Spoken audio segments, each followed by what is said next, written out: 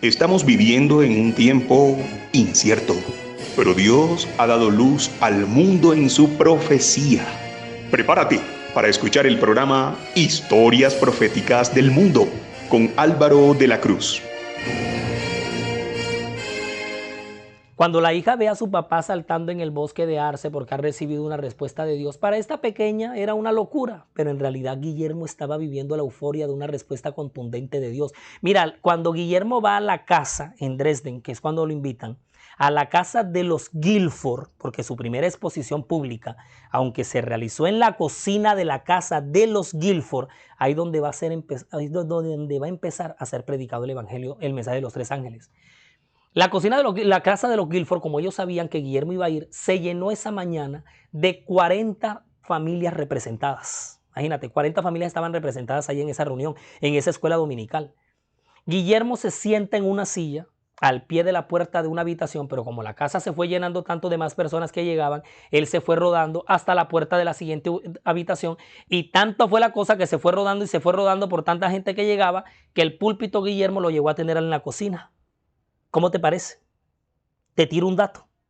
La propagación del mensaje del advenimiento, el mensaje del primer ángel de Apocalipsis 14, empezó a ser predicado el domingo 3 de agosto de 1831 en la cocina de una casa, la casa de los Guilford. Las predicaciones de Miller hicieron surgir un tema que causó revuelo. Sí, señores. Y esos temas se convirtieron más adelante en una corriente. Y más adelante esa corriente se terminó transformando en un movimiento, el movimiento millerita. Y ese movimiento generó un fenómeno.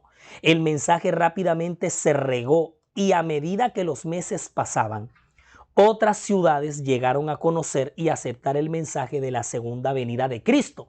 Se convertían en docenas y por centenares. Cuando les digo que se convertían era que se añadían a este movimiento.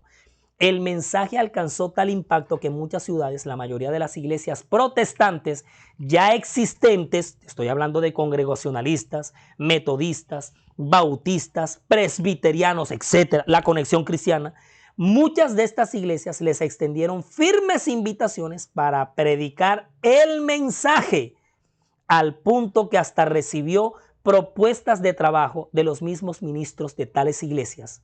A esta altura, imagínate, fue cuando Guillermo ya le tocó empezar a publicar folletos con sus propios sermones. Mira el propósito de vida de este hombre cuando lo encuentra a sus 50 años.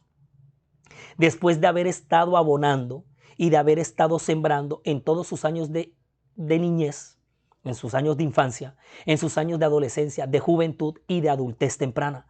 Y ahora que ya era un adulto con 50 años encima, fue que todo este revuelo empezó. Todos estos episodios, logros y servicios de Miller a favor de la proclamación del mensaje del advenimiento se constituyeron en los primeros pasos del adventismo, a lo que hoy día se le conoce como el movimiento millerista. Y es que en los años y meses siguientes, más de 100,000 personas aceptaron la corriente y el mensaje del advenimiento. Aceptaron el mensaje de este movimiento. En los públicos se encontraban siempre 1, 2, 5 o 10 que quedaban totalmente impactados por la coherencia de los discursos de Guillermo y el dominio de sus temas. Es que el hombre sabía mucho. Era muy coherente. Mira que al final de todas las conferencias que él dictaba, siempre se le acercaban interesados en seguir escudriñando y así se fueron conformando los grupos de estudio a los que llegarían a ser más adelante los miembros de esos grupos de estudios fueron lo que nosotros hoy conocemos como pioneros. Mira que en 1833 Miller logra predicar en una iglesia bautista, logrando excelentes resultados. Y un ministro de esta denominación le firmó una licencia que lo autorizaba como predicador y un sinnúmero de líderes de otras denominaciones lo certificaron como expositor de las profecías. Realizó un sinfín de número de viajes, casi que sin descanso, y muchos de los cuales él mismo financiaba.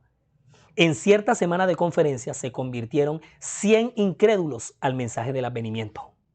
Sí, señores. Ahora, no era una religión como tal, era un movimiento con un mensaje bandera. El mensaje del advenimiento para algún momento entre 1843 y 1844. En medio de todo esto, mira que el 13 de noviembre de 1833 se cumple la siguiente parte del sexto sello, la lluvia de las estrellas, acontecimiento que confirmó y afianzó más el mensaje milerista.